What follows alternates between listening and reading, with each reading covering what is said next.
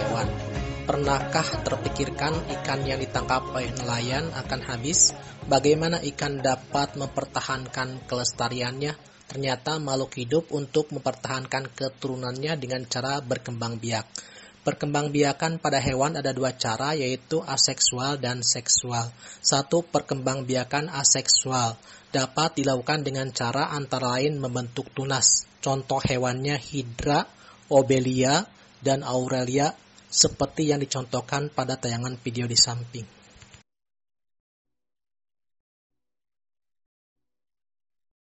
Fragmentasi. Perkembangbiakan fragmentasi ada dua tahap. Tahap pertama adalah fragmentasi, yaitu pemotongan tubuh induk menjadi dua bagian atau lebih. Tahap kedua, regenerasi, yaitu setiap potongan tubuh induk tersebut membentuk bagian tubuh lain yang tidak ada pada bagian tersebut. Pada akhirnya, setiap potongan tubuh akan membentuk individu baru lengkap seperti induknya. Contoh hewannya cacing planaria atau cacing pipih seperti pada tayangan video di samping. Ini adalah video tentang fragmentasi cacing planaria atau cacing pipih. C. Membelah diri. Perkembangbiakan aseksual dengan membelah diri banyak dilakukan oleh hewan tingkat rendah. Contohnya amoeba protis. Pertama-tama inti sel akan membagi dua inti sel, kemudian sitoplasma akan membelah menjadi dua bagian. Akhirnya terbentuk dari satu individu menjadi dua individu yang persis. D. Partenogenesis. Partenogenesis adalah bentuk reproduksi aseksual di mana betina memproduksi sel telur yang berkembang menjadi individu baru tanpa dibuahi oleh sel jantan. Contoh hewan yang dapat berkembang biak dengan partenogenesis diantaranya kutu daun, kutu air, dan lebah. Pada lebah, telur yang dibuahi akan tumbuh menjadi lebah betina, sedangkan telur yang tidak dibuahi akan tumbuh menjadi lebah jantan. Lebah betina bersifat steril, bertugas sebagai pekerja dalam koloni lebah. Lebah jantan bersifat fertil, mampu menghasilkan sel kelamin yang digunakan untuk membuahi sel telur yang dihasilkan oleh lebah ratu. Lebah ratu adalah lebah penghasil telur-telur yang akan menjadi lebah betina dan lebah jantan. 2. Perkembangbiakan seksual atau generatif pada hewan. Perkembangbiakan seksual terjadi melalui perkawinan antara hewan jantan dan hewan betina. Proses perkembangbiakan diawali dengan proses pembuahan atau fertilisasi, yaitu peleburan antara inti sperma dengan inti telur. Pembuahan dapat terjadi melalui dua cara, yaitu 1. Pembuahan di luar tubuh atau eksternal adalah proses meleburnya ovum dengan sperma yang berlangsung di luar tubuh induk betina. Pada pembuahan ini akan menghasilkan ovum dan sperma yang banyak. Pembuahan ini bisa secara acak, yaitu di dalam air, atau bisa pembuahan di dalam sarang. Contoh katak dan ikan. 2. Pembuahan di dalam tubuh atau fertilisasi internal adalah proses meleburnya ovum dengan sperma yang berlangsung di dalam tubuh induk betina. Pembuahan internal terjadi pada reptil, burung, dan mamalia. Perkembangbiakan generatif pada hewan tingkat tinggi dibedakan 3 cara, yaitu 1. Vivipar, perkembangbiakan dengan cara melahirkan. 2. Ovipar, perkembangbiakan dengan cara bertelur. 3. Ovovivipar, perkembangbiakan bertelur kemudian melahirkan.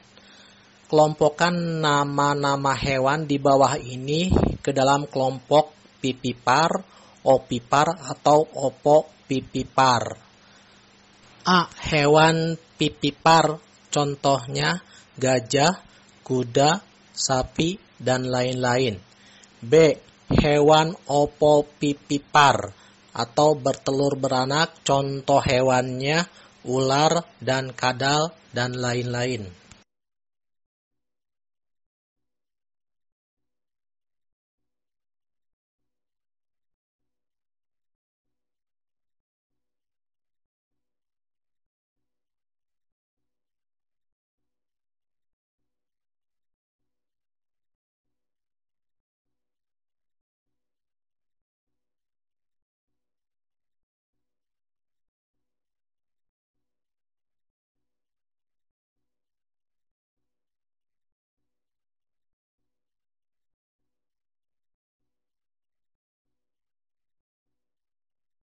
Hewan opopipipar bertelur atau beranak.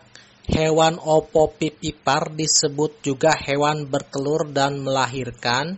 Embrio hewan sebenarnya berkembang di dalam telur, tetapi embrio tidak dikeluarkan dalam bentuk telur. Telur tetap berada dalam tubuh induk betina, tetapi setelah umur embrio cukup untuk dilahirkan, telur akan menetas di dalam tubuh betina dan kemudian anaknya dilahirkan. Contoh hewan yang opopipipar yaitu kadal dan ular. Pernahkah kamu melihat cacing yang sedang kawin?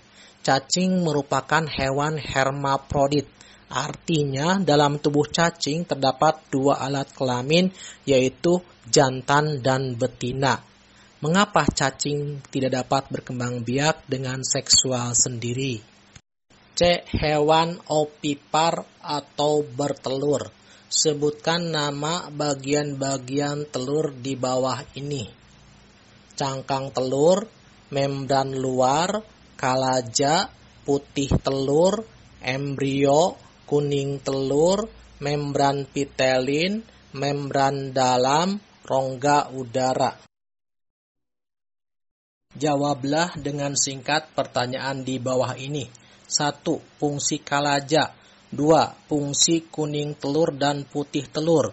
3. Kandungan kuning telur. 4. Kandungan putih telur.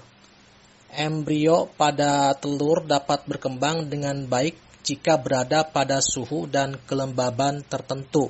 Jika suhu lebih rendah, embrio tidak berkembang, dan jika suhu lebih tinggi, embrio akan mati. Contohnya, suhu optimal untuk telur ayam 38,33 sampai 40,55 derajat Celcius. Telur itik 37,78 sampai 39,45 derajat Celcius. Telur puyuh 39,5 derajat Celcius. Telur walet 32,22 sampai 35 derajat Celcius. Jawaban pertanyaan pertama, fungsi kalaja menjaga agar kuning telur tetap berada di tempatnya dan mempertahankan posisi embrio berada di atas kuning telur. Jawaban kedua, fungsi kuning telur sebagai cadangan makanan bagi embrio yang sedang tumbuh. Sedangkan fungsi putih telur berfungsi juga sebagai pelindung embrio dari goncangan. Jawaban ketiga, kandungan kuning telur yaitu protein, lemak, ion fosfor, zat besi, pigmen karoten, dan air. Kandungan putih telur, protein, albumin, air, ion, dan mineral. Metagenesis pada hewan. Apa yang dimaksud metagenesis? Hewan apa yang mengalami metagenesis? Metagenesis ialah proses pergiliran hidup antara fase seksual dan aseksual. Contoh hewan yang bermetagenesis antara lain Obelia, ubur-ubur atau Aurelia. Ubur-ubur pada fase vegetatif dalam keadaan polip, menempel, tidak bergerak, sedangkan pada fase generatif dalam keadaan medusa bergerak bebas di air. Ubur-ubur dewasa dalam bentuk medusa dapat bergerak bebas di perairan, berkembang biak dengan cara seksual menghasilkan kelamin jantan dan kelamin betina. Bila terjadi fertilisasi akan membentuk zigot.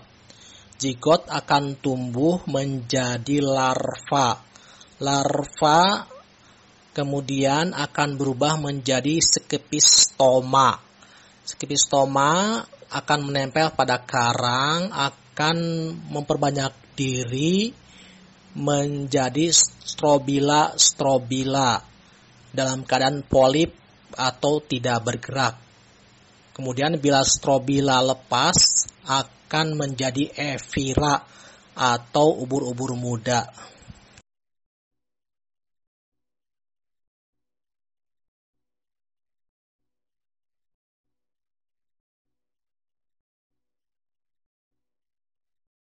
Metamorfosis adalah peristiwa perubahan bentuk tubuh hewan secara bertahap yang dimulai dari larva sampai dewasa. Berdasarkan prosesnya, metamorfosis dapat dibedakan dua, yaitu metamorfosis sempurna dan metamorfosis tidak sempurna. Metamorfosis sempurna yaitu terjadinya perubahan bentuk secara bertahap dari mulai larva sampai dewasa dengan bentuk tubuh jauh berbeda. Contoh hewannya kupu-kupu dan katak. Metamorfosis tidak sempurna yaitu proses perubahan bentuk yang tidak jauh berbeda pada waktu muda atau nimpa sampai dewasa atau imago. Contoh hewannya kecoa dan jangkrik. Urutan metamorfosis sempurna pada gambar di bawah ini yang benar adalah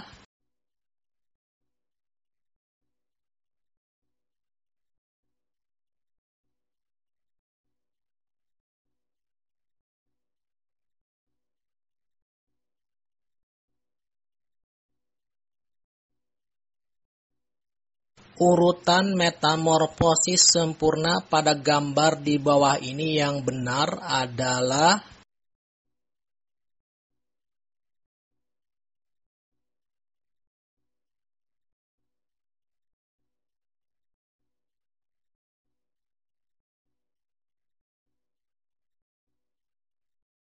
teknologi perkembangbiakan pada hewan.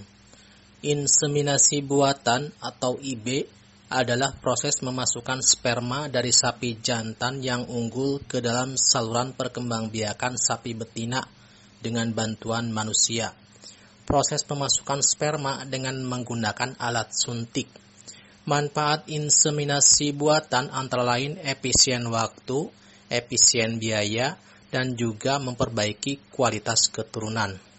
Sebagai contoh, untuk menghasilkan anak sapi dengan kualitas daging yang baik dan berjumlah banyak, diambil sel-sel sperma sapi Brahma dari India untuk diinseminasikan pada sapi betina lokal.